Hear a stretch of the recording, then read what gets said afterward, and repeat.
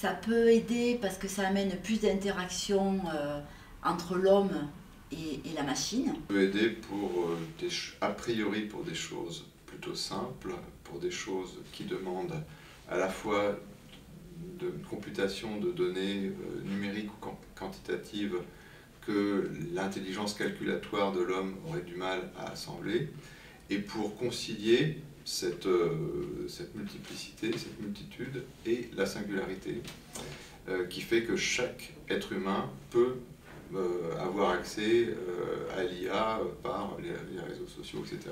Ça peut anticiper les problèmes, et là je pense plus particulièrement à la médecine.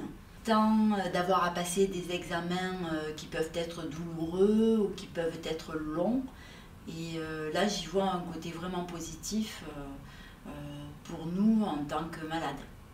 L'intelligence artificielle dans la santé, dans la médecine, ça permet de faire de meilleurs diagnostics avec des êtres humains, de mieux cibler des traitements. Ça peut aider dans beaucoup de choses. Par exemple, si on prend dans le domaine bancaire, les personnes qui sont en relation avec les clients, les centres de relations clients, l'IA va les aider à traiter à la masse importante de mails ou d'appels, ce qu'on appelle à peu de valeur ajoutée, c'est-à-dire un changement de compte, un changement d'adresse, un changement de numéro de téléphone, un changement d'adresse mail.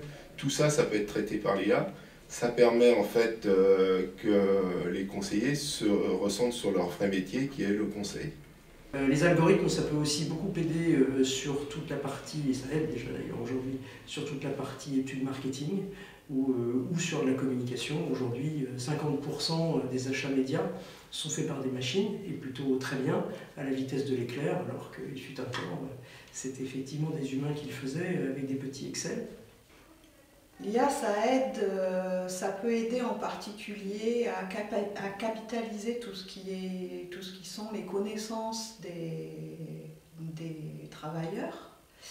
Ça peut aussi permettre de faire évoluer les métiers et les conditions de travail d'un certain nombre de salariés en leur permettant de se débarrasser de tâches plutôt rébarbatives et de trouver des métiers qui font plus de sens pour eux.